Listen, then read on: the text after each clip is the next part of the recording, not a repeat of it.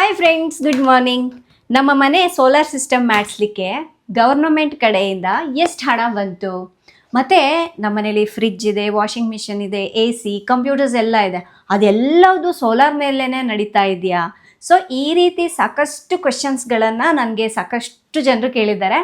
ಹಾಗೆ ನಾವು ರೀಸೆಂಟಾಗಿ ಹೋಮ್ ಟೂರ್ ವೀಡಿಯೋಸ್ ಮಾಡಿದ್ವಲ್ವ, ಆವಾಗ ನಾನು ಮೇಲ್ಗಡೆ ಕರ್ಕೊಂಡು ಹೋಗಿ ಸೋಲಾರ್ ಪ್ಯಾನಲ್ಸ್ ಬಗ್ಗೆ ಮತ್ತು ನಾವು ಸೋಲಾರ್ ಸಿಸ್ಟಮ್ನ ಮಾಡಿಸ್ಕೊಂಡಿದ್ದೀವಿ ಅಂತ ಹೇಳಿದಾಗ ಇದ್ರ ಬಗ್ಗೆ ನಮಗೆ ಡೀಟೇಲ್ ಇನ್ಫಾರ್ಮೇಷನ್ ಕೊಡಿ, ಎಷ್ಟು ಚಾರ್ಜ್ ಆಯಿತು ನಿಮಗೆ ಕಂಪ್ಲೀಟ್ ಈ ಸೆಟಪ್ ಮಾಡಲಿಕ್ಕೆ, ಅದ್ರ ಬಗ್ಗೆ ಹೇಳಿ ಅಂತ ಹೇಳಿ ಕೇಳ್ತಾ ಇದ್ರು. ಸೊ ಇದು ನಿಜವಾಗ್ಲೂ ನೀವು ತಿಳ್ಕೊಳ್ಳೇಬೇಕು. ಈ ವಿಡಿಯೋ ತುಂಬಾ ಇಂಟ್ರೆಸ್ಟಿಂಗ್ ಆಗಿರುತ್ತೆ. ಸೊ ನಾವು ಇದನ್ನ ಹೇಗೆಲ್ಲ ಸೆಟಪ್ ಮಾಡಿಸಿದ್ವಿ, ಏನೆಲ್ಲ ಮಾಡಿದ್ವಿ, ಇದನ್ನ ಮಾಡುವಾಗ ನಾವು ಕೆಲವೊಂದು ಮಿಸ್ಟೇಕ್ಸ್ನ ಕೂಡ ಮಾಡಿದ್ದೀವಿ. ಇದ್ರ ಬಗ್ಗೆ ನೀವು ತಿಳ್ಕೊಳ್ಳೇಬೇಕು. ಈ ವಿಡಿಯೋ ಅಂತೂ ತುಂಬಾ ಇಂಟ್ರೆಸ್ಟಿಂಗ್ ಆಗಿರುತ್ತೆ, ಲಾಸ್ಟ್ವರೆಗೂ ನೋಡಿ. ಗವರ್ನಮೆಂಟ್ ಕಡೆಯಿಂದ ಎಷ್ಟು ಹಣ ಬಂತು ಅಂತ ನೋಡೋದಕ್ಕಿಂತ ಮೊದಲಾಗಿ ನಾವು ಸೋಲಾರ್ ಸಿಸ್ಟಮನ್ನು ಯಾವ ರೀತಿ ಸೆಟಪ್ ಮಾಡಿಸ್ಕೊಂಡ್ವಿ ಅನ್ನೋದ್ರ ಬಗ್ಗೆ ಹೇಳ್ತೀವಿ. ಯಾಕೆಂದರೆ ಇದರಿಂದ ನಿಮಗೂ ಒಂದು ಐಡಿಯಾ ಬರುತ್ತೆ. ಈಗ ನೋಡಿ, ನಮ್ಮ ಮನೇಲೇ ಅಂತಲ್ಲ, ಎಲ್ಲರ ಮನೆಯಲ್ಲೂ fridge, washing machine, dish washer ಮತ್ತು ಅವನ್, ಈ ಥರ ಎಲೆಕ್ಟ್ರಾನಿಕ್ ಐಟಮ್ಸ್ ತುಂಬಾ ಇರುತ್ತೆ, ತುಂಬ ಯೂಸ್ ಮಾಡ್ತಾ ಇರ್ತೀವಿ. ನಮಗೆ ಇನ್ನೂ ಒಂದು ಎಕ್ಸ್ಟ್ರಾ ಇದೆ, ನಮ್ಮ ಆಫೀಸ್. ಸೊ ಆಫೀಸಲ್ಲಿ ತುಂಬ ಸಿಸ್ಟಮ್ಸ್ ಎಲ್ಲ ಇದೆ. ಸೊ ಕರೆಂಟ್ ಅನ್ನೋದು ಕಂಪಲ್ಸರಿಯಾಗಿ ಬೇಕೇ ಬೇಕು. ಬಟ್ ಇಲ್ಲೇನಾಗತ್ತೆ ಅಂದರೆ, ಮೈಸೂರಲ್ಲಿ ಅವಾಗವಾಗ ಈ ಗಿಡಗಳೆಲ್ಲ ಕಟ್ ಮಾಡಬೇಕು, ಮತ್ತು ಬೇರೆ ಮನೆಗೆ ಪವರ್ ಕನೆಕ್ಷನ್ ಕೊಡಬೇಕು, ಸ್ವಲ್ಪ ಮೇಂಟೆನೆನ್ಸ್ ಎಲ್ಲ ಮಾಡಬೇಕು ಅಂತ ಹೇಳಿ ಅವಾಗವಾಗ ಸ್ವಲ್ಪ ಪವರ್ ಕಟ್ ಮಾಡ್ತಾ ಇರ್ತಾರೆ. ಮಳೆ ಬಂದರೂ ತೆಗೆದ್ಬಿಡ್ತಾರೆ. ಹೌದು. ಅಂಡ್ ಇನ್ನೊಂದೇನಂದ್ರೆ, ಗಾಳಿ ಜಾಸ್ತಿ ಬಂತಂದ್ರೂ ತೆಗೆದ್ಬಿಡ್ತಾರೆ. ಯಾಕೆಂದ್ರೆ ಗಿಡಗಳೆಲ್ಲ ಅದು ಟಚ್ ಆಗತ್ತೆ ಅಂತ ಹೇಳ್ಬಿಟ್ಟು. ಕೆಲವೊಂದ್ಸಲ ಏನಾಗತ್ತಪ್ಪ ಅಂದ್ರೆ, ಬೆಳಗ್ಗೆ 10 ಗಂಟೆಯಿಂದ ಸಂಜೆ 5 ಗಂಟೆವರೆಗೂ ತೆಗೆದ್ಬಿಡ್ತಾರೆ. ಸಡನ್ ಆಗಿ ತೆಗೆದ್ಬಿಡ್ತಾರೆ. ಅದರಿಂದ ಏನಾಗುತ್ತೆ ಗೊತ್ತಾ, ಸೊ ನಮ್ಮ ಆಫೀಸ್ಗೆಲ್ಲ ತೊಂದರೆ ಆಗ್ಬಿಡುತ್ತೆ, ಎಲ್ಲ ಆಫೀಸ್ ಎಲ್ಲ ಕ್ಲೋಸ್ ಮಾಡ್ಬಿಡ್ಬೇಕಾಗತ್ತೆ. ಎಷ್ಟು ಲಾಸ್ ನಮ್ಗೆ ಇದೆ. ತುಂಬಾನೇ ಆಫೀಸ್ ಇದೆ ಅಂತ ಮಾತ್ರ ಅಲ್ಲ, ತುಂಬಾ ಜನರು ಮನೆಯಿಂದಾನೆ ಕೆಲಸ ಮಾಡ್ತಾ ಇರ್ತಾರೆ. ಕರೆಂಟ್ ಇಲ್ಲ ಅಂದ್ರು, ಇಂಟರ್ನೆಟ್ ಇಲ್ಲ ಅಂದ್ರು ತುಂಬಾ ಕಷ್ಟ. ಮತ್ತೆ ಮನೆ ಕೆಲಸಗಳಿಗೂ ತುಂಬಾನೇ ಕಷ್ಟ ಆಗತ್ತೆ ಬಿಡಿ. ಬೆಳಗ್ಗೆಯಿಂದ ಸಂಜೆವರೆಗೂ ಅಂದ್ರೆ ಸ್ವಲ್ಪ ಕಷ್ಟನೇ ಅಲ್ವಾ. ಇನ್ನು ಇದಕ್ಕೆ ಸೊಲ್ಯೂಷನ್ ಏನಪ್ಪಾ ಅಂದ್ರೆ, ಎಲ್ಲರ ಮನೆಯಲ್ಲಿ ಒಂದು ಇನ್ವೆರ್ಟರ್, ಒಂದು ಚಿಕ್ಕ ಬ್ಯಾಟ್ರಿನ ಹಾಕೊಂಡಿರ್ತೀವಿ ಅಲ್ವಾ. ಬಟ್ ಅದರಿಂದ ಎಷ್ಟು ಬರುತ್ತೆ ಹೇಳ? ಒಂದು 4-5 ಫ್ಯಾನ್ 4-5 ಬಲ್ಬ್ ಮುಗೀತು. ಮಿಕ್ಸಿ ಹಾಕೋಬೇಕು ಅಥವಾ ವಾಷಿಂಗ್ ಮಷಿನ್ ಯೂಸ್ ಮಾಡ್ಬೇಕಂದ್ರೂ ಆಗಲ್ಲ. ನಮ್ಮ ಮನೆಯಲ್ಲೇ ಸ್ಪೆಷಲಿ ನಾವು ಶೂಟಿಂಗ್ ಮಾಡ್ಬೇಕಂದ್ರೆ ನೋಡಿ, ಲೈಟ್ಸ್ ಎಲ್ಲ ಹಾಕಿರ್ತೀವಿ. ಅದೆಲ್ಲ ಲೈಟ್ಸ್ ಅಷ್ಟೊಂದು ತಡೆಯೋದಿಲ್ಲ. ಅದು ಬ್ಯಾಟ್ರೀಸ್ ತುಂಬಾ ಯೂಸ್ ಮಾಡ್ಬೇಕಾಗುತ್ತೆ. ಆಮೇಲೆ ಮೇಲ್ಗಡೆ ಆಫೀಸ್ ರನ್ ಮಾಡ್ಬೇಕಂದ್ರೂ ಆಗಲ್ಲ. ಎಲ್ಲ ಹೈಯರ್ ಎಂಡ್ ಕಂಪ್ಯೂಟರ್ಸ್ ಇದೆ, ಹೆವಿ ಯೂಸಸ್ ಆಗುತ್ತೆ. ಅದಕ್ಕೆ ನಾವೇನು ಮಾಡಿದ್ವಿ ಅಂದರೆ, ಕರೆಂಟ್ ಇದ್ದರೂ ಇಲ್ಲ ಅಂದರೂ ನಮ್ಮ ಆಫೀಸ್ ಮತ್ತು ಮನೆಯಲ್ಲಿ ಯೂಸ್ ಮಾಡೋ ಅಂತಹ ಐಟಮ್ಸ್ ಅದು ಯಾವುದು ಕೂಡ ಸ್ಟಾಪ್ ಆಗಬಾರ್ದು. ಕರೆಂಟ್ ಇಲ್ಲ ಅಂದರೂ ಕೂಡ ನಾವು ಯೂಸ್ ಮಾಡೋ ಥರ ಇರಬೇಕು ಅಂತ ಹೇಳಿ ಒಂದು ಸಿಸ್ಟಮ್ನ ಮಾಡ್ಕೊಂಡ್ವಿ. ಅದೇನಪ್ಪ ಅಂದರೆ, ಎಲ್ಲಿ ನೋಡಿ, ಸೊ ಈ ಥರ ಒಂದು ಕ್ಯಾಬಿನೆಟ್ ಮಾಡಿಸ್ಕೊಂಡ್ವಿ. ಅದಾದಮೇಲೆ ಅದ್ರ ಒಳಗಡೆ ಬ್ಯಾಟ್ರೀಸ್ ಎಲ್ಲ ಹಾಕಿಸಿ UPS ಸಿಸ್ಟಮ್ ಮಾಡ್ಕೊಳ್ಳೋಣ ಅಂತ ಅಂದ್ಕೊಂಡ್ವಿ. ಆವಾಗ ನಮ್ಗೆ ಇನ್ನೊಂದು ಐಡಿಯಾ ಬಂತು, ಇದಕ್ಕೆ ಸೋಲಾರ್ ಕನೆಕ್ಟ್ ಮಾಡಿದ್ರೆ ಹೇಗಿರುತ್ತೆ ಅಂತ. ಅದು ಆ್ಯಕ್ಚುಲಿ ಆ ಟೈಮ್ನಲ್ಲಿ ರಾಜು ಪ್ಲ್ಯಾನ್ ಮಾಡಿದ್ದು, ನನಗೂ ಅಷ್ಟು ಹೊಳಿಲಿಲ್ಲ. ಸೊ ರಾಜು ಹೇಳಿದ್ರು, ಮಾಡಿಸ್ಕೊಂಡ್ರೆ ಹೆಂಗಿರುತ್ತೆ ಅಲ್ವಾ, ಚೆನ್ನಾಗಿರುತ್ತೆ ಅಂತ. ಸೊ ಒಂದ್ಸಲ ಟ್ರೈ ಮಾಡೋಣ ಅಂತೇಳಿ ಮಾಡಿದ್ವಿ. ಇದು ನಮಗೆ ಚೆನ್ನಾಗಿ ಅನ್ನಿಸ್ತು. ಈಗ ಏನಾಗುತ್ತೆ, ಇದೆಲ್ಲ ಇದೆಲ್ಲ ಸುಮಾರು ಇದಕ್ಕೆ 2 ಲಕ್ಷ ಹತ್ರ. ಹೌದು. ಆ 2 ಲಕ್ಷಕ್ಕೆ ಇಂಟ್ರೆಸ್ಟ್ ಇರುತ್ತೆ ಅಲ್ವಾ, ಆ ಇಂಟ್ರೆಸ್ಟ್ನ ನಾವು ತೆಗಿಬೇಕು. ಎಲ್ಲಿಂದ ತೆಗಿಬೇಕು? ಸೊ ಇದರಿಂದ ನಾವು ಏನಾದರೂ ಅದು ಕೆಲಸ ಮಾಡೋ ಥರ ಮಾಡಬೇಕಲ್ಲ, ಅದರಿಂದನೂ ಹಣ ಬರಬೇಕು, ಇನ್ಕಮ್ ಅನ್ನೋದು ಬರಬೇಕು, ಕ್ಯಾಶ್ ಫ್ಲೋ. ಹಾಗಾಗಿ ನಾ ಥಿಂಕ್ ಮಾಡ್ತಾ ಇದ್ದೆ, ಏನು ಮಾಡೋಣ ಅಂತ. ಸೋಲಾರ್ ಪ್ಯಾನಲ್ಸ್ ಹಾಕ್ಸ್ಬಿಟ್ರೆ ಅದರಿಂದ ಒಂದು ಸ್ವಲ್ಪ ಆದರೂ ಹಣ ಬರುತ್ತೆ ಅಲ್ವಾ. ಇದಕ್ಕೆ ಎಲೆಕ್ಟ್ರಿಸಿಟಿ ಬರುತ್ತೆ, ಎಲೆಕ್ಟ್ರಿಸಿಟಿ ಬಿಲ್ ನಮ್ಗೆ ಸೇವ್ ಆಗುತ್ತೆ. ಸೊ ಮಂತ್ಲಿ ಒಂದು ಸ್ವಲ್ಪ ಕ್ಯಾಶ್, ಅಟ್ಲೀಸ್ಟ್ 2 lakhs ಇಂಟ್ರೆಸ್ಟ್ ಆದರೂ ಬರುತ್ತೆ, ಮಿನಿಮಮ್ ಇಂಟ್ರೆಸ್ಟ್ ಆದರೂ ಬರುತ್ತೆ ಅಂತ ಒಂದು ಐಡಿಯಾ. ಹೌದು. ಸೊ ಅವಾಗ ನಾವು ಈ ಸೋಲಾರ್ ಪ್ಯಾನಲ್ಸ್ ಅವ್ರನ್ನ ಕಾಂಟ್ಯಾಕ್ಟ್ ಮಾಡಿದ್ವಿ. ಸೊ ಅವ್ರು ಬಂದು ನಮಗೆ ಸೋಲಾರ್ ಬಗ್ಗೆ ಎಲ್ಲ ಹೇಳಿದ್ರು. ಅದ್ರ ಜೊತೆಗೆ ಈ ಸೋಲಾರ್ ಪ್ಯಾನಲ್ಸ್ ಎಲ್ಲ ಹಾಕ್ಸ್ಕೊಂಡ್ರೆ ನಿಮಗೆ ಗವರ್ನಮೆಂಟ್ ಕಡೆಯಿಂದ ಸಬ್ಸಿಡಿ ಕೂಡ ಬರುತ್ತೆ ಸರ್. ಅಪ್ ಟು 70,000 ಅದು ಹೇಳಿದವರು. 74 ಸಮಥಿಂಗ್ ಹೇಳಿದ್ರು. ಇಷ್ಟು ಅಮೌಂಟ್ ಬರುತ್ತೆ ಅಂತ. ಇದು ಒಳ್ಳೆ ಇಂಟ್ರೆಸ್ಟಿಂಗ್ ಆಗಿದೆ ಅಲ್ಲ. ಮತ್ತೆ ಬರುತ್ತೆ ಅಂದ್ರೆ ಯಾರು ಬೇಡ ಅಂತಾರೆ. ಅಂದ್ರೆ ಇಲ್ಲಿ ಕ್ಯಾಶ್ ಫ್ಲೋನು ಸಿಗುತ್ತೆ, ಅಲ್ಲಿ ಆ ಕಡೆಯಿಂದ ಸಬ್ಸಿಡಿನೂ ಬರುತ್ತೆ ಅಂತ ಅನ್ಕೊಂಡ್ವಿ. ಚೆನ್ನಾಗಿದೆ ಅಲ್ಲ, ಗೌರ್ಮೆಂಟ್ ಕಡೆಯಿಂದ ದುಡ್ಡು ಬೇರೆ ಬರುತ್ತೆ ಅನ್ನೋದೇ ಸರಿ ಅಂತ ಹೇಳಿ ನಾವು ಪ್ಲಾನ್ ಮಾಡಿದ್ವಿ ಇದ್ರ ಬಗ್ಗೆ. ಬಟ್ ಅದು ಆಗಿದ್ದೇ ಬೇರೆ. ಬಟ್ ನಮ್ಮ ರಾಜು ಏನಪ್ಪ ಅಂದ್ರೆ, ಆದಷ್ಟು ಎಲ್ಲ ವಸ್ತುಗಳಿಂದ ಹಣ ದುಡಿಯೋ ಥರ ಮಾಡಬೇಕು. ಅವ್ರ ಪ್ಲ್ಯಾನ್ ಆ ಥರ ಇತ್ತು. ಸೊ ಹಾಗಾಗಿ ನಮಗೆ ಅದು ಸ್ಟಾರ್ಟಿಂಗ್ ತುಂಬ ಚೆನ್ನಾಗಿ ಅನ್ನಿಸ್ತು. ಓಕೆ, ಇದರಿಂದ ಚೆನ್ನಾಗಿ ದುಡ್ಡು ಬರುತ್ತೆ, ನಮಗೆ ಪವರ್ಗೂ ಸಿಗುತ್ತೆ, ಕರೆಂಟ್ ಹೋದರೂ ಕೂಡ ಏನು ಚಿಂತೆ ಇಲ್ಲ, ಆರಾಮಾಗಿ ನಾವು ಯೂಸ್ ಮಾಡ್ಬೋದು, ಎಲ್ಲ ವಸ್ತುಗಳನ್ನ ಯೂಸ್ ಮಾಡ್ಬೋದು ಅಂಥೇಳಿ ನಮಗೆ ಅವಾಗ ಐಡಿಯಾ ಬಂತು. ಅದು ಆ್ಯಕ್ಚುಲಿ ನೀವು ರಿಚ್ ಆಗ್ಬೇಕಂದ್ರೆ ಫೈನಾನ್ಸಿಯಲ್ ರೂಲ್ ಅದು. ನೀವು ಏನೇ ತಗೊಂಡ್ರು ಅದರಿಂದ ನಿಮ್ಗೆ ಕ್ಯಾಶ್ ಫ್ಲೋ ಬರಬೇಕು, ಇಲ್ಲಾಂದ್ರೆ ಕ್ಯಾಶ್ ಆದರೂ ಸೇವ್ ಆಗಬೇಕು. ಇದು ನನಗೆ ರಾಜು ಮದುವೆ ಆದಾಗಿಂದ ಹೇಳ್ತಾರೆ. ಬಟ್ ಅದು ಹೆಂಗೆ ಬರುತ್ತೆ ಅನ್ನೋದು ನನಗೆ ಸ್ವಲ್ಪ ತಲೆ ಹುಳ ಬಿಟ್ಟಂಗಿರುತ್ತೆ. ಅದು ಅವ್ರು ಹೇಳಿ ಮಾಡ್ತಿರ್ತಾರೆ, ಅದು ನನ್ನ ತಲೆಗೆ ಹೋಗಲ್ಲ. ಆವಾಗ ಕೆಲವು ವರ್ಷ ಆದಮೇಲೆ ನನಗೆ ರಿಯಲೈಸ್ ಆಗುತ್ತೆ, ಓಕೆ ಹಿಂಗೂ ದುಡಿಬೋದಾ ಅಂತ ಹೇಳಿ. ಅದು ಸ್ವಲ್ಪ ಲೇಟಾಗಿ ತಿಳ್ಕೊತೀನಿ ನಾನು. ಸೊ ಇದು ತೆಗಿಲಿಕ್ಕೂ ಕೂಡ ನಮ್ಗೆ ಈಸಿ ಆಗಬೇಕು ಅಂತ ಹೇಳಿ ಈ ಥರ ಹೆವಿ ವೀಲ್ಸ್ ಹಾಕ್ಸ್ಕೊಂಡಿದ್ದೀವಿ. ಆರಾಮಾಗಿ ತೆಗಿಬೋದು ಕ್ಲೀನಿಂಗಿಗೆಲ್ಲ, ಮತ್ತು ಏನಾದರೂ ಮಾಡಬೇಕು ಅಂದರೂ ಕೂಡ ಈಸಿ ಆಗಿರಬೇಕು ಅಂತ ಹೇಳಿ ಈ ಸಿಸ್ಟಮ್ನ ಮಾಡಿಸ್ಕೊಂಡಿದ್ದೀವಿ. ಇಲ್ಲಿ ಮೇಲ್ಗಡೆ ಮಕ್ಕಳು ಇರ್ತಾರಲ್ವಾ, ಲಾಕ್ ಎಲ್ಲ ಹಾಕ್ಸಿದ್ದೀವಿ, ಬರೀ ನಾವಷ್ಟೇ ತೆಗಿಯೋ ಥರ ಇರಬೇಕು ಅಂತ. ತೆಗೆದು ತೋರಿಸ್ತೀನಿ ನೋಡಿ. ಈ ರೀತಿ 8 ಬ್ಯಾಟ್ರಿಗಳನ್ನು ಹಾಕ್ಸ್ಕೊಂಡಿದ್ದೀವಿ. ಈ ಕಡೆ ಸಿಸ್ಟಮ್ ಇದೆ. ನಾವು ಮೇಲ್ಗಡೆ ಸೋಲಾರಿಂದ ಚಾರ್ಜ್ ಆಗೋ ಥರ ಮಾಡಿಸ್ಕೊಂಡಿದ್ದೀವಲ್ಲ ರಾಜು? ಹೌದು, ಇದು ಹೈಬ್ರಿಡ್ ಸಿಸ್ಟಮ್ ಅಂತಾರೆ. ಈಗ ಏನಾಗುತ್ತೆ ಅಂದರೆ ಮೇಲ್ಗಡೆ ಸೋಲಾರ್ ಇಂದ ಎಲೆಕ್ಟ್ರಿಸಿಟಿ ಜನರೇಟ್ ಆಗುತ್ತೆ ಅಲ್ವಾ? ಹೌದು. ಅದೆಲ್ಲ DC ಅಲ್ಲಿ ಇರುತ್ತೆ. ಅದು ಇನ್ವರ್ಟರ್ ಏನು ಮಾಡುತ್ತೆ, AC ಗೆ ಕನ್ವರ್ಟ್ ಮಾಡುತ್ತೆ. ಓಕೆ. ಕನ್ವರ್ಟ್ ಮಾಡಿ ಮನೆಗೆ ಕೊಡುತ್ತೆ. ಮನೆಗಿನ್ನ ಯೂಸ್ ಆಗಿ ಎಕ್ಸ್ಟ್ರಾ ಇರುತ್ತೆ ಅಲ್ವಾ, ಅದೆಲ್ಲ ಇಲ್ಲಿ ಚಾರ್ಜ್ ಆಗ್ತಾ ಹೋಗುತ್ತೆ ಬ್ಯಾಟ್ರೀಸ್ಗೆ. ಇನ್ನು ಮತ್ತೆ ನೈಟ್ ಬೇಕಾದರೂ ಯೂಸ್ ಮಾಡ್ಬೋದು, ಒಂಥರ UPS ಥರ ಇನ್ವರ್ಟರ್ ಥರ ಯೂಸ್ ಮಾಡ್ಬೋದು, ಹೆಂಗಾದರೂ ಯೂಸ್ ಮಾಡ್ಕೋಬೋದು. ಕರೆಂಟ್ ಸ್ಟೋರೇಜ್ ಇಲ್ಲಿದೆ, ನೀವು ಅದು ಯಾವುದಕ್ಕಾದರೂ ಯೂಸ್ ಮಾಡ್ಬೋದು ಹಾಗೆ. ಸೊ ಇದರಿಂದ ಏನಾಗತ್ತೆಪ್ಪ ಅಂದರೆ ನಾವು AC ಯೂಸ್ ಮಾಡ್ಬೋದು, ಫ್ರಿಡ್ಜ್ ಯೂಸ್ ಮಾಡ್ಬೋದು, ವಾಷಿಂಗ್ ಮೆಷಿನ್ ಯೂಸ್ ಮಾಡ್ಬೋದು. ಕೆಲವೊಂದ್ಸಲ ನಾವೇನು ಮಾಡ್ತೀವಿ ಗೊತ್ತಾ, ಅವನ್ನ ಕೂಡ ಯೂಸ್ ಮಾಡ್ತೀವಿ. ಹೆವಿ ವೋಲ್ಟೇಜ್ ಅದು ತಡಿಯತ್ತೆ, ಪರವಾಗಿಲ್ಲ ತಡಿಯತ್ತೆ ಅದು. ಬಟ್ ಹಂಗಂತೇಳಿ ಜಾಸ್ತಿ ಯೂಸ್ ಮಾಡೋಕ್ಕೆ ಹೋಗಲ್ಲ, ಏನಾದ್ರು ಅವಶ್ಯಕತೆ ಇದ್ದಾಗ ಯೂಸ್ ಮಾಡಬೇಕಲ್ವ. ಸೊ ಓಕೆ, ಮ್ಯಾನೇಜಬಲ್ ಆಗಿದೆ. ಸೊ ಈಗ ನಮಗೆ ಒಂದು ಕಂಪ್ಲೀಟ್ ಪ್ಲ್ಯಾನ್ ಅನ್ನೋದು ಸಿಕ್ತು. ಆದರೆ ನಾವು ಒಂದು ಮಿಸ್ಟೇಕ್ನ ಮಾಡಿದ್ದೀವಿ. ಅದೇನಪ್ಪ ಅಂದರೆ, ಸೊ ಗೌರ್ನಮೆಂಟ್ ಕಡೆಯಿಂದ ಸಬ್ಸಿಡಿ ಬರಲ್ಲ ಅನ್ನೋದು ಗೊತ್ತಾಯ್ತು ನಮಗೆ. ಸೊ ನಾವೇನು ಮಾಡಿದ್ವಿ ಅಂದರೆ, ಬರಲ್ಲ ಅಂದರೆ ನಮಗೆ ಮಾತ್ರ ಎಲ್ಲರಿಗೂ ಬರುತ್ತೆ. ಅದು ಯಾಕೆ ಅಂದರೆ ಇವರು ಇದ್ರಲ್ವಾ ಸೋಲಾರ್ ಪ್ಯಾನಲ್ಸ್ ಎಲ್ಲ ನಮಗೆ, ಅವರು ಪಾಪ ಅವ್ರಿಗೆ ಗೊತ್ತಿಲ್ಲ, ಅವರು ಮಿಸ್ಟೇಕ್ ಮಾಡ್ಕೊಂಡ್ಬಿಟ್ಟಿದ್ದಾರೆ. ಸೊ ಫಸ್ಟ್ ಹಾಕಿಸ್ಬಿಟ್ಟು ಆಮೇಲೆ ಅದನ್ನೆಲ್ಲ ಫೋಟೋಸ್ ವಿಡಿಯೋಸ್ ಎಲ್ಲ ಮಾಡಿ ಗೌರ್ಮೆಂಟ್ ಕೊಟ್ಬಿಟ್ರೆ ಸಬ್ಸಿಡಿಗೆ ಬಂದ್ಬಿಡುತ್ತೆ ಅಂತ ಅವ್ರು ತಿಳ್ಕೊಂಡ್ಬಿಟ್ಟಿದ್ದಾರೆ. ಬಟ್ ಅದು ಹಾಗಿಲ್ಲ. ನಿಮ್ಮ ಮನೇಲಿ ಒಂದ್ ವೇಳೆ ಸೋಲಾರ್ ಹಾಕ್ಸ್ಬೇಕು ಅಂದ್ರೆ, ನಿಮ್ಗೆ ಸಬ್ಸಿಡಿ ಬರಬೇಕು ಅಂದ್ರೆ ಫಸ್ಟ್ ಅವ್ರು ಏನ್ ಮಾಡ್ಬೇಕು, ಅಲ್ಲಿ ಲೋಕಲ್ ಕರೆಂಟ್ ಆಫೀಸ್ ಇರುತ್ತೆ ಅಲ್ವಾ, ಡಿಸ್ಕೋಮ ಏನೋ ಅಂತಾರೆ ಅದಕ್ಕೆ, ಅಲ್ಲಿ ಹೋಗ್ಬಿಟ್ಟು ರಿಜಿಸ್ಟರ್ ಆಗ್ಬೇಕು ಫಸ್ಟ್. ನಾವು ಮನೆಗೆ ಸೋಲಾರ್ ಪ್ಯಾನಲ್ ಹಾಕಿಸ್ಬೇಕು ಅಂತ ಇದ್ದೀವಿ ಅಂತ ಹೇಳಿ ಪರ್ಮಿಷನ್ ತಗೊಳ್ಬೇಕಲ್ಲ. ಫಸ್ಟ್ ರಿಜಿಸ್ಟರ್ ಮಾಡ್ಬೇಕು, ಒಂದು ಅಪ್ಲಿಕೇಶನ್ ತರ ಹಾಕ್ಬೇಕು. ಆಮೇಲೆ ಅದು ಒಂದೊಂದು ಊರಿಗೆ ಒಂದೊಂದು ತರ ಇರುತ್ತೆ. ಒಂದೂರಲ್ಲಿ 30 ದಿವಸ, ಒಂದೂರಲ್ಲಿ 90 ಡೇಸ್ ವರ್ಗು ಇರುತ್ತೆ. ಅದಾದ್ಮೇಲೆ ಅವ್ರು ಅಪ್ರೂವ್ ಮಾಡ್ತಾರಂತೆ. ಮಾಡಿದ್ಮೇಲೆ ಡೀಲರ್ಸ್ ಲೀಸ್ಟ್ ಕೊಡ್ತಾರೆ, ಅಂದ್ರೆ ನಾವ್ ಯಾರ ಹತ್ರ ಹಾಕ್ಸ್ಕೋಬೇಕು ಏನು ಅಂತ. ಆ ಡೀಲರ್ ಹತ್ರನೇ ತಗೋಬೇಕು ನೀನು. ಅಂದ್ರೆ ಅವ್ರು ಬಿಟ್ಟು ಬೇರೆ ಹೊರಗಡೆ ಈಗ ನಾವು ತಗೊಂಡಿದ್ವಲ್ಲ ಹತ್ರ ಇಲ್ಲ, ಹೋದ್ರೆ ಸಬ್ಸಿಡಿ ಇಲ್ಲ. ಮತ್ತೆ ಈಗ ನಾವು ಮಾಡ್ಕೊಂಡಿದ್ದಂಗೆ ಅಲ್ಲ, ಹಂಗಾಗ್ಬಿಟ್ಟಿದೆ. ಆ ಡೀಲರ್ ಹತ್ರನೇ ತಗೋಬೇಕು. ಅದು ತಗೊಂಡ ಮೇಲೆ ಅದರಲ್ಲಿ ನಮಗೆ ಒಂದು ಸ್ವಲ್ಪ ಅನ್ನೋದು ಸಬ್ಸಿಡಿ ಕೊಡ್ತಾರೆ. ಅದು ಮತ್ತೆ ಕಿಲೋವಾಟ್ಸ್ ಮೇಲೆ ಡಿಪೆಂಡ್ ಆಗಿರುತ್ತೆ. 1 ಕಿಲೋವಾಟ್ಗೆ ಇಷ್ಟು, 2ಕ್ಕೆ ಇಷ್ಟು, 3ಕ್ಕೆ ಇಷ್ಟು ಅಂತ ಹೇಳಿ ಅದು ಡಿವೈಡ್ ಮಾಡಿ ಕೊಡ್ತಾರೆ. ಸೊ ಗೌರ್ಮೆಂಟ್ ಕಡೆಯಿಂದ ತಗೊಂಡು ಮಾಡಿಸ್ಕೊಂಡಿರ್ತೀವಿ. ಸೊ ಈಗ ನಮ್ಮ ಏನು ಎಲೆಕ್ಟ್ರಿಸಿಟಿ ಅಲ್ಲಿ ಕೊಟ್ವಿ ಅನ್ಕೋ, ಅದರಿಂದ ಹಣ ಎಕ್ಸ್ಟ್ರಾ ಏನಾದ್ರು ಬರುತ್ತಾ? ಅವ್ರು ಏನ್ ಮಾಡ್ತಾರೆ, ಈ ಬ್ಯಾಟ್ರೀಸ್ ಎಲ್ಲ ಕೊಡಲ್ಲ, ಓನ್ಲಿ ಪ್ಯಾನಲ್ಸ್ ಒಂದೇ ಅವ್ರು ಕೊಡೋದು ಸಬ್ಸಿಡಿ. ಪ್ಯಾನಲ್ಸ್ಗೆ ಒಂದೇ ಕೊಡ್ತಾರೆ. ಅದು ಏನಾಗುತ್ತೆ, ಬ್ಯಾಟ್ರೀಸ್ ಏನು ಕೊಡಲ್ಲ. ಬೇಕು ಅಂದ್ರೆ ನಾವು ಹಾಕಿಸ್ಕೋಬೋದು, ಎಕ್ಸ್ಟ್ರಾ ಹಣ ನಾವು ಕೊಟ್ಟು ಹಾಕಿಸ್ಕೋಬೇಕು. ಬಟ್ ಅವ್ರದ್ದು ಪ್ಯಾನಲ್ಸ್ ಮಾತ್ರ ಬೆಳಿಗ್ಗೆ ಟೈಮ್ನಲ್ಲಿ ಯಾವಾಗ ಲೈಟ್ ಇರುತ್ತೆ ಅಲ್ಲ, ಅವಾಗ ಮಾತ್ರ ನಿನಗೆ ಸೋಲಾರ್. ನೈಟ್ ಟೈಮ್ ಇರಲ್ಲ. ಮತ್ತೆ ನೀನು ರಿವರ್ಸ್ ನಾರ್ಮಲ್ ಮನೆಗಳು ಹೆಂಗಿರುತ್ತೆ ಹಂಗೆ ಅವರಿಂದ ಮತ್ತೆ ತಗೋಬೇಕು, ಅವರಿಂದ ಮತ್ತೆ ಎಲೆಕ್ಟ್ರಿಸಿಟಿ ತಗೋಬೇಕು. ಬಟ್ ಬೆಳಿಗ್ಗೆ ಅಷ್ಟೊಂದು ಖರ್ಚಾಗಲ್ಲ ಅಲ್ವಾ ನಿನಗೆ. ಏನೋ ಒಂದು TV, ಫ್ರಿಡ್ಜ್ ಈ ಥರ ಇರುತ್ತೆ. ಉಳಿದಿದ್ದೆಲ್ಲ ಅವರೇ, ಅಂದರೆ ಅವರು KEB ಅವರೇ ತೊಗೊಂಡ್ಬಿಡ್ತಾರೆ. ಅದಕ್ಕೂ ಒಂದು ಸಪ್ರೇಟ್ ಮೀಟ್ರ್ ಇರುತ್ತೆ, ಎಷ್ಟು ತೊಗೊಂಡಿದ್ದಾರೆ, ಎಷ್ಟು ನಮಗೆ ಬಂದಿದೆ ಎಲೆಕ್ಟ್ರಿಸಿಟಿ ಅನ್ನೋದು. ಅದ್ರ ಮೇಲೆ ನಮಗೆ ಪೇ ಮಾಡ್ತಾರೆ. ಪೇ ಆದರೂ ಮಾಡ್ತಾರೆ, ಇಲ್ಲ ಕರೆಂಟ್ ಬಿಲ್ ಮಾಫಿ ಮಾಡ್ತಾರೆ ಅಷ್ಟೇ. ನೀವು ಕೂಡ ಸೋಲಾರ್ ಪ್ಯಾನಲ್ಸ್ನ ಹಾಕಿಸಿ ಹಣ ದುಡಿಬೇಕು ಅಂದರೆ ಇದು ಒಳ್ಳೆ ಐಡಿಯಾನೇ.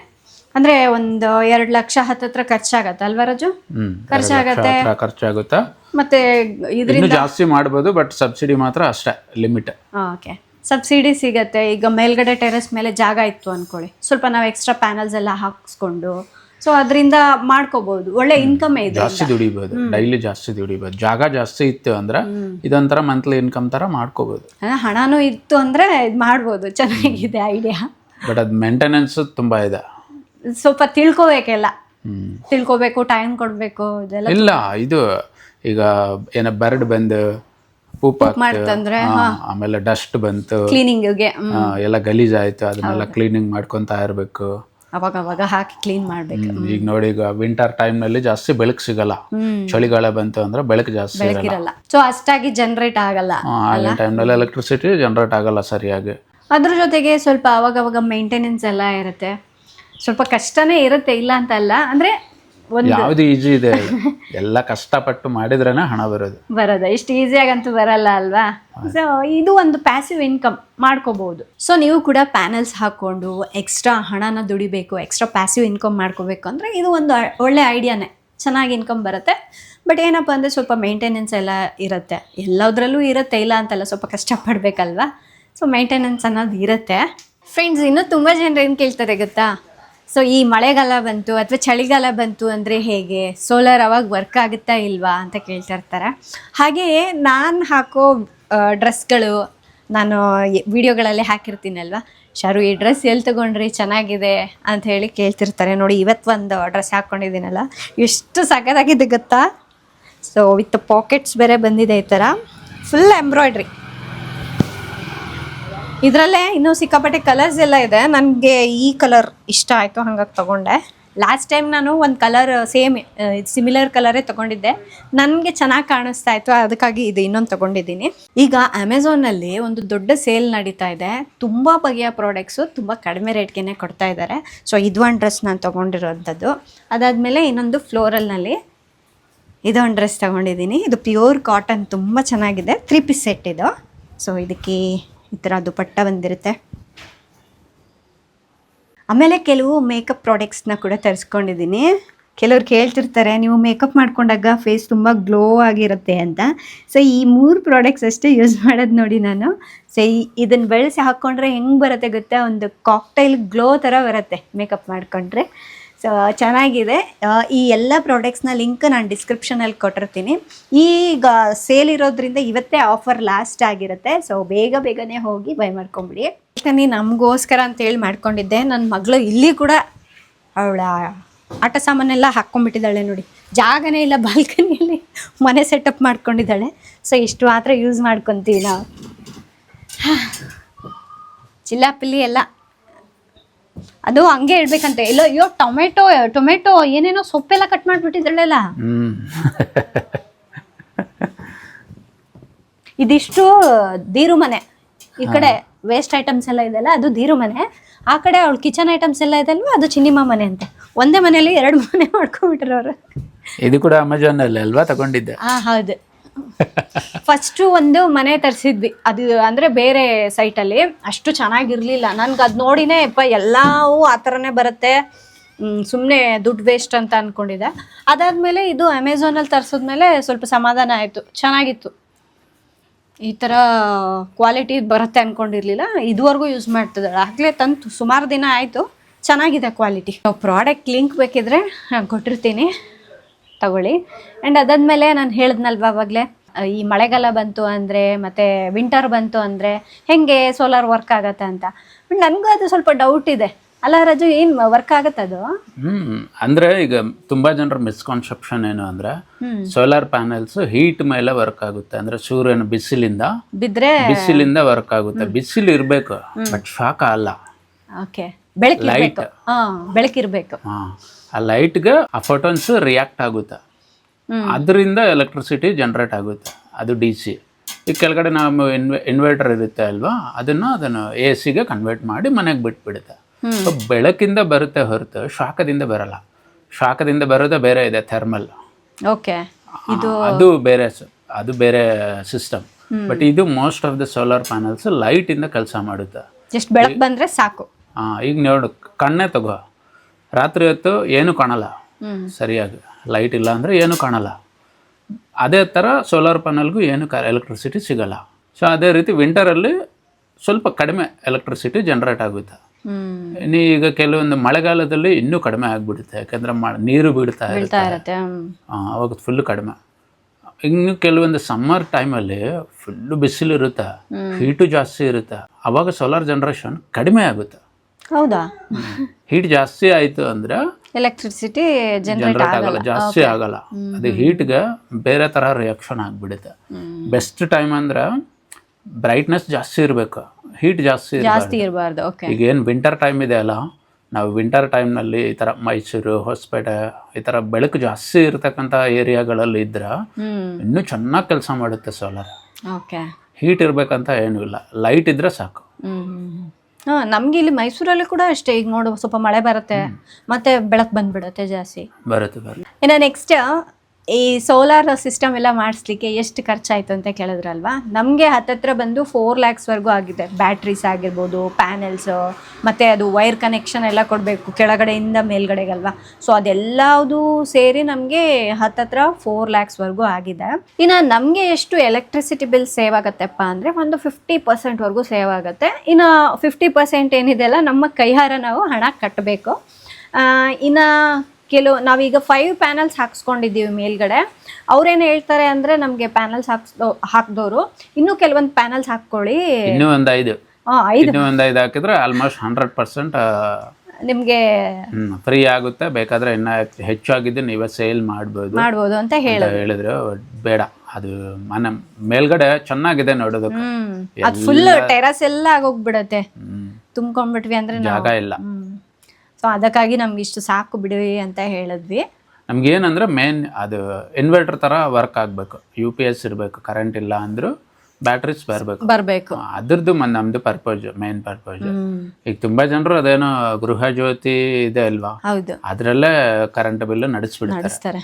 ಬಟ್ ನಮ್ಗೆ ಆಫ್ ದ ಪೀಪಲ್ಗೆ ಸೋಲಾರ್ ಅವಶ್ಯಕತೆನೇ ಇಲ್ಲ. ಯಾರ್ಯಾರಿಗೆ ಇಂಥ ದೊಡ್ಡ ಮನೆ ಇರುತ್ತೆ ಮತ್ತೆ ಜಾಸ್ತಿ ಯೂಸ್ ಮಾಡ್ತಾ ಇರ್ತಾರೆ ನೋಡಿ, system, AC, washing machine, dish washer, ಇದ್ರ ಮೇಲೆ ಡಿಪೆಂಡ್ ಆಗಿರ್ತಾರೆ ನೋಡಿ. ಸೊ ಅಂಥವ್ರು ಹಾಕ್ಸ್ಕೊಂಡ್ರೆ ಸ್ವಲ್ಪ ಒಂದು ತಕ್ಕ ಮಟ್ಟಿಗೆ ನಮಗೆ ಏನು ಬಿಲ್ ಅನ್ನೋದು ಕಟ್ಟೋದು ಕಮ್ಮಿ ಆಗುತ್ತೆ. ಆ್ಯಂಡ್ ಇನ್ನೊಂದು ನಮ್ಮನೇಲಿ ಎಲೆಕ್ಟ್ರಿಕ್ ಕಾರ್ ಇದೆ. ಸೊ ನಾವು ಸೋಲಾರಿಂದನೇ ಚಾರ್ಜ್ ಮಾಡ್ಕೋಬೋದು ಕಾರ್ಗೆ ಅಂತ ಹೇಳಿ ಅಂದ್ಕೊಂಡಿದ್ವಿ, ಆದರೆ ಅದು ಸ್ವಲ್ಪ ಉಲ್ಟಾ ಆಗೋಯ್ತು. ಸೊ ನಮಗೆ ಹೇಳಿದ್ರು ಸೋಲಾರಿಂದ ಬರೋದಿಲ್ಲ, ಡೈರೆಕ್ಟ್ ಲೈನ್ ತೊಗೊಳ್ಬೇಕು ಅಂತ ಹೇಳಿದ್ರು. ಅದಕ್ಕಾಗಿ ನಾವು ಇಲ್ಲೇ ಮಾಡಿಸ್ಕೊಂಡಿದ್ದೀವಿ, ಹೀಗೆ ಚಾರ್ಜ್ಗೆ ಹಾಕ್ಕೊಂಡ್ಬಿಡ್ಬೋದು ಅಂತ. ಇದ್ರದ್ದು ಕೂಡ ನಮಗೆ ಪ್ರತಿ ತಿಂಗಳು ಒಂದು 1000 ರೂಪಾಯಿ ಬಿಲ್ ಬರುತ್ತೆ, 1000 rupees ಬರುತ್ತೆ ಬಿಲ್ಲು. ಬಟ್ ಏನಪ್ಪ ಅಂದರೆ ನಾವು ನಮಗೆ 1000 rupees ಹೋಗೋದು ಅಲ್ಲಿ ಬಂದ್ಬಿಡುತ್ತೆ. ಹೌದು, ಅದು ಉಲ್ಟಾ ಆಯ್ತಲ್ವಾ, ಹೋಯ್ತದೆ. ಬಟ್ ಏನಪ್ಪ ಅಂದರೆ ಈಗ ಯೂಶ್ವಲಿ ನೋಡಿ ಗಾಡಿಗೆ ಪ್ರತಿ ತಿಂಗಳು 1000 rupees ಆದರೂ ಬೇಕು ಅಲ್ವಾ, ಪೆಟ್ರೋಲ್ಗಾಗಿರ್ಬೋದು ಬೇಕಾಗತ್ತೆ. ಸೊ ನಾವು ಕಾರ್ ಯೂಸ್ ಮಾಡ್ತಾ ಇದ್ದೀವಿ 1 ತಿಂಗಳಿಗೆ. ನೋಡಿರ್ಬೋದು ಎಲ್ಲ ಕಡೆ ಎಲ್ಲಿಗೆ ಹೋದ್ರೂ, ಒಂದು ಮಾರ್ಕೆಟಿಗೆ ಹೋಗಬೇಕು, ಸ್ಕೂಲಿಗೆ ಬಿಡೋಕೆ ಹೋಗ್ಬೇಕು ಅಂದರೂ ಕೂಡ ಎಲ್ಲದಕ್ಕೂ ನಾನು ಇದನ್ನೇ ಯೂಸ್ ಮಾಡ್ತಾ ಇರೋದ್ರಿಂದ ನಮ್ಗೆ ಇದರಲ್ಲಿ ಸ್ವಲ್ಪ ಸೇವ್ ಆಗುತ್ತೆ. 1000 rupees ಎವ್ರಿ ಮಂತ್ ಅಂದರೆ ಓಕೆ, ನಡೆಯುತ್ತೆ. ಆ್ಯಂಡ್ ಹಾಗೆ ಕೆಲವರು ಕೇಳ್ತಾ ಇದ್ರು, ಈಗ ನೀವು ಕಾರ್ ತಗೊಂಡು 1 ವರ್ಷ ಆಗ್ತಾ ಬಂತಲ್ವಾ, ಕಾರ್ ಹೇಗಿದೆ, ನೀವು ಡ್ರೈವ್ ಮಾಡ್ತಾ ಇದ್ದೀರಾ, ಏನು ಅನ್ನಿಸ್ತಾ ಇದೆ ಅಂತ ಹೇಳ್ಬಿಟ್ಟು. ಅದು ಅಲ್ಲದೆ ಈಗ ಈ ಮಂತ್ಗಳಲ್ಲಿ ಇದೇನಿದೆ ಅಲ್ವಾ, ಜುಲೈ ಇಂದ ಹಿಡಿದು ಕಾರ್ಸ್ ಎಲ್ಲ ಟ್ರೆಂಡ್, ಡಿಸೆಂಬರ್ವರೆಗೂ ಹೊಸ ಕಾರ್ಸ್ ಎಲ್ಲ ಬಿಡ್ತಾ ಇರ್ತಾರೆ. ಈಗ ಟಾಟಾ ಕಾರ್ಗಳು ಫುಲ್ಲು, ಅದೇ ಸಿಯರಾ ಇದೆಯಲ್ಲ, ಫುಲ್ಲು ಟ್ರೆಂಡಿಂಗ್ ಈಗ. ಇಂಥ ಟೈಮ್ನಲ್ಲಿ ಒಂದು ರಿಯಲಿಸ್ಟಿಕ್ ರಿವ್ಯೂ ಬೇಕು ಅಂದರೆ, ಒಂದು ಮದರ್ ರಿವ್ಯೂ ಕೊಡೋದು ಹೇಗಿರುತ್ತೆ ಅನ್ನೋದು ಬೇಕು ಅಂದರೆ, ಸೊ ಕಾಮೆಂಟ್ ಮಾಡಿ ಯಾರಿಗೆಲ್ಲ ತಿಳ್ಕೊಬೇಕು ಅಂತ ಇದೆ ಅಂತ. ಸಾಧ್ಯ ಆದರೆ ನೆಕ್ಸ್ಟ್ ಆ ವಿಡಿಯೋ ಕೂಡ ಮಾಡ್ತೀನಿ. ಇಂಡಿನ ಅವರು ಹೇಳೋದೇ ಬೇರೆ. ಈಗ ಅಂದರೆ ಎಲ್ಲ ಕಾರ್ಗೂ ಅಷ್ಟೇ, ಟಾಟಾಗಂತಾನೆ ಅಲ್ಲ, ರಿಯಲಿಸ್ಟಿಕ್ ಯೂಸ್, ರಿಯಲ್ ಲೈಫ್ನಲ್ಲಿ ಯೂಸ್ ಆಗೋದೇ ಬೇರೆ. ಅದು ನಿಜ, ನಾನು ತಗೊಂಡ್ಮೇಲೆ ಗೊತ್ತಾಗಿದ್ದು ನನಗೆ. ಕಾರ್ ತಗೋಬೇಕು ಅನ್ಕೊಂಡವ್ರಿಗೆ, ಎಸ್ಪೆಷಲಿ ಎಲೆಕ್ಟ್ರಿಕ್ ಕಾರ್ಸ್ ತಗೋಬೇಕು ಅನ್ಕೊಳ್ಳೋರ್ಗೆ ಅದ್ರ ರಿವ್ಯೂ ತುಂಬ ಹೆಲ್ಪ್ ಆಗುತ್ತೆ ಅಂತ ಹೇಳ್ಬೋದು. ಸೊ ಬೇಕು ಅಂದರೆ ಕಾಮೆಂಟ್ ಮಾಡಿ, ಅದ್ರ ಮೇಲೆ ಕೂಡ ವಿಡಿಯೋ ಮಾಡಿ ತೋರಿಸ್ತೀನಿ. ಇನ್ನು ಚಾರ್ಜ್ಗೆ ಹಾಕಿದ್ದೆ ಬೆಳಗ್ಗೆನೇ, ಆಗಿದೆ, ಆಲ್ಮೋಸ್ಟ್ ಆಗಿದೆ. ಮಳೆ ಬರೋ ಥರ ಇದೆ, ಸ್ವಲ್ಪ ತೆಗೆದ್ಬಿಡೋಣ ಅಂತ. ಸೊ ಇನ್ನೇನು ನಾವು ಸ್ವಲ್ಪ ಅಡುಗೆ ಮಾಡ್ಕೋಬೇಕು. ಆ್ಯಂಡ್ ಮಕ್ಕಳು ಬರೋ ಟೈಮ್ಗೆಲ್ಲ ರೆಡಿ ಮಾಡ್ಕೊಂಡ್ಬಿಡ್ತೀನಿ. ಸ್ವಲ್ಪ ಆಚೆ ಹೋಗೋದಿದೆ, ಶಾಪಿಂಗ್ ಮಾಡೋದಿದೆ. ಫ್ರೆಂಡ್ಸ್, ಇನ್ನು ಸಾಯಂಕಾಲ ಆಗಿದೆ. ಇಬ್ರು ಮಕ್ಕಳನ್ನ ಕರ್ಕೊಂಡು ಹೊರಗಡೆ ಬಂದಿದ್ದೀವಿ. ಇಬ್ಬರಿಗೂ ಸ್ವಲ್ಪ ಶಾಪಿಂಗ್ ಮಾಡೋದಿತ್ತು. ಚಿನಿಮಾಗೆ ಹೊಸ ಶೂಸ್ ತಗೊಳ್ಳೋದಿತ್ತು, ಅದಕ್ಕಾಗಿ ಕರ್ಕೊಂಡು ಬಂದಿದ್ದೀನಿ. ನಾನು ಇದನ್ನು ಆನ್ಲೈನಲ್ಲೇ ಆರ್ಡ್ರ್ ಮಾಡಿಬಿಡ್ತೀನಿ ಬಿಡು, ಹೊರಗಡೆ ಮಳೆ ಬೇರೆ ಬರ್ತಾ ಇತ್ತು ಅಂತ ಅನ್ನೋದೇ. ಇಲ್ಲ ಆಚೆ ಹೋಗಿ ತಗೋಬೇಕು, ಆಚೆನೇ ತಗೊಳ್ಬೇಕು ಅಂತ. ಏನಪ್ಪ ಅವಳಿಗೆ ಆಚೆ ಹೋಗಿ ತಗೊಂಡ್ರೆ ಸಮಾಧಾನ. ಆಮೇಲೆ ಗೊತ್ತಾಯ್ತು ನನಗೆ ಏನಕ್ಕೆ ಅಂತ. ಆಚೆ ಹೋದರೆ ಅದು ಇದು ಕೇಳ್ಬೋದಲ್ಲ ಅವರಪ್ಪನ ಅಂತ ಹೇಳ್ಬಿಟ್ಟು. ಸೊ ಈ ಥರ ಹೊರಗಡೆ ಹೋದಾಗ್ಲೇ ಅವರು ಅದು ಇದು ತಗೊಳಕ್ಕಾಗತ್ತೆ. ಆ್ಯಂಡ್ ಇನ್ನು ನಮ್ಮ ದೀರುಗೆ ಸ್ಕೂಲ್ಗೆ ಕೆಲವೊಂದು ಐಟಮ್ಸ್ ಎಲ್ಲ ತಗೊಳ್ಳೋದಿತ್ತು, ಆ ಕೆಲಸನ ಕೂಡ ಮುಗಿಸ್ಕೊಂಡೆ. ಮತ್ತು ಬರೋ ದಾರಿಯಲ್ಲಿ ಸ್ವಲ್ಪ ಸೂಪರ್ ಮಾರ್ಕೆಟಲ್ಲಿ ನನ್ನ ಕೆಲಸ ಇತ್ತು, ಬೇರೆ ತರಕಾರಿಗಳೆಲ್ಲ ತಗೊಳ್ಬೇಕಾಗಿತ್ತು. ಅದು ತಗೊಳ್ಳೋಷ್ಟೊತ್ತಿಗೆ ಇಬ್ಬರು ಅಕ್ಕ ತಮ್ಮ ಸೇರಿಬಿಟ್ಟು ಇಲ್ಲಿ ಅವ್ರಿಗೇನು ಇಷ್ಟ ಆಗುತ್ತೋ ಅದನ್ನ ಸೆಲೆಕ್ಟ್ ಮಾಡಿ ಇಟ್ಕೊಂಡಿದ್ದಾರೆ, ಇದನ್ನು ಕೊಡಿಸ್ಕೊಳ್ಳೋಣ ಅಂತ ಹೇಳ್ಬಿಟ್ಟು. ನಾನು ಮನೇಲಿ ಎಷ್ಟು ವೆರೈಟಿ ಬೇಕಿಂಗ್ ಐಟಮ್ಸ್ ಎಲ್ಲ ಮಾಡ್ತೀನಿ, ಆದರೂ ಹೊರಗಿನ ಸ್ವಲ್ಪನಾದರೂ ತಿನ್ನಬೇಕು ಇವರು. ಇಷ್ಟೊಂದೆಲ್ಲ ಮಾಡಬೇಕು ಅಂಥೇಳಿ ಹೊರಗಡೆ ಬರ್ತೀನಿ, ಬಟ್ ಆಗೋದೇ ಇಲ್ಲ. ಎಷ್ಟೆಷ್ಟು ಕೆಲಸಗಳೆಲ್ಲ ಪೆಂಡಿಂಗ್ ಇಟ್ಬಿಡುತ್ತೆ. ಆ್ಯಂಡ್ ಇನ್ನೊಂದು ನನ್ಗೆ ನಗು ಬಂದಿದ್ದೇನು ಗೊತ್ತಾ ರಾಜು, ಅವಳಿಗೆ ಅಲ್ಲಿ ಸ್ಟೇಷನರಿ ಅಂಗಡಿ ಕರ್ಕೊಂಡೋಗಿದ್ವಲ್ಲ, ಅವಳು ಅದು ಕೇಳಿದ್ರು ಇದು ಕೇಳಿದ್ರು ಎಲ್ಲ ಇದೆ ಅವಳ ಹತ್ರ. ನನಗೆ ಯೋಗ ಮ್ಯಾಟ್ ಕೊಡಿಸು ಅಂತ ಕೇಳಿದ್ವಲ್ಲ, ಅದು ನನಗೆ ತುಂಬ ನಗು. ಆದರೆ ಏನು ಸಿಗ್ಲಿಲ್ಲ ಅವಳಿಗೆ ಅಲ್ಲಿ ತಗೊಳಕ್ಕೆ, ಯೋಗ ಮ್ಯಾಟ್ ಇಲ್ಲ ಅಂತ ಅವಳ ಹತ್ರ. ಅದು ಮೊನ್ನೆ ಕಾರ್ಟೂನ್ ಬಂದಾಗ ಯೋಗ ಮ್ಯಾಟ್ ಅಲ್ಲಿ ಏನೋ ಮಾಡ್ತಾ ಇದ್ರು, ಅವಾಗ ನನಗೆ ಕೇಳಿದ್ಲು ಯೋಗ ಮ್ಯಾಟ್ ನನಗೂ ಕೊಡಿಸು ಅಂತ. ಅದನ್ನೇ ನೆನಪಿಟ್ಕೊಂಡು ಕೇಳ್ತಾ ಇದ್ರು. ಏನ್ ಕೇಳ್ತಾನೆ ಇವನಂತೂ ಇನ್ನ ಅಲ್ಲಿ ಬೋಂಡಾ ಬಜ್ಜಿ ಎಲ್ಲ ಹಾಕ್ತಿದಾರಲ್ಲ, ಘಮ ಘಮ ವಾಸನೆ ಮಾಡ್ತಿದ್ರು ನನಗೆ ಅಂತ. ಇದು ತಿಂಡಿ ಪೋತಾ ಇದೆ. ಸೊ ಕತ್ಲಾಗಿದೆ, ಅದಕ್ಕೆ ಸಾಕು ಇಷ್ಟೇ ಅಂತ ಹೇಳಿ ಮನೆಗೆ ಹೋಗ್ತಿದ್ವಿ. ನಾಳೆ ಮತ್ತೆ ಬರ್ಬೇಕು. ಮನೇಲಿ ಎಷ್ಟೇ ಮಾಡಿದ್ರು ಅಲ್ವಾ, ನಾನು ಎಷ್ಟು ಥರದ್ ಮಾಡ್ತೀನಿ ಗೊತ್ತಾ. ಬಂದವರೆಲ್ಲ ಹೇಳ್ತಾರೆ ಏಪ್ಪ ಇಷ್ಟು ವೆರೈಟೀಸ್ ನಾನು ಎಲ್ಲೂ ನೋಡಿಲ್ಲ ಅಂತ. ನಾವು ಎಷ್ಟೇ ಮನೇಲಿ ಮಾಡಿದ್ರು ಮಕ್ಳಿಗೆ ಸ್ವಲ್ಪ ಹೊರಗಡೆದಲ್ಲಿ ತಿನ್ನಿಸ್ಬೇಕು, ಸೊ ಅವಾಗೇ ಸಮಾಧಾನ ಆಗೋದು. ನಾನು ಅದರಲ್ಲೂ ಕೂಡ ಅಷ್ಟೇ ಪ್ಲೇನ್ ಕೇಕೆ ತಗೊಳ್ತೀನಿ, ಘೀ ಕೇಕ್. ಅದನ್ನ ನಾನು ಮನೇಲಿ ಮಾಡಿದ್ರು ಇವ್ರು ಹೊರಗಡೆ ಬಂದಾಗ ಕೇಳ್ತಾರೆ ಏನೋ ಒಂದು. ನನಗೆ ಮನಸ್ಸೇ ಒಪ್ಪಲ್ಲ, ಬಟ್ ಏನು ಮಾಡೋದು. ಅಲ್ಲಿ ಕೆಲವ್ರಂತೂ ನೋಡ್ತಿರ್ತಾರೆ ಹೆಂಗೆ, ಅಯ್ಯೋ ಈ ಪಾಪ ಎಷ್ಟು ಕೇಳ್ತಾರಲ್ಲ ಮಕ್ಕಳು ಅಂತ. ಅಂದರೆ ಅವ್ರಿಗೇನು ಗೊತ್ತು ನಾನು ಮನೇಲಿ ಎಷ್ಟು ಮಾಡ್ತೀನಿ ಅನ್ನೋದು ಅಲ್ವಾ. ಅದಕ್ಕೆ ಒಂದು 1/4 kg ತೊಗೊಂಡಿದ್ದೀನಿ. ಆ್ಯಂಡ್ ಇದು ನನಗೆ ಮನೇಲಿ ಮಾಡ್ಕೊಳಕ್ಕೆ. ಬಟ್ ಇದನ್ನು ಮಾಡ್ಬೋದು ಮನೇಲಿ, ಬಟ್ ಯಾವಾಗ ಬೇಕೋ ಅವಾಗ ಮಾಡ್ಕೊಳಕ್ಕಾಗಲ್ಲ ಅಂತ ತಗೊಂಡೆ. ಸರಿ, ಈಗ ಹೊರಡೋಣ ಮನೆಗೆ, ಊಟ ಮಾಡೋಣ. ಆಯ್ತಾ, ಹೋಗೋಣ.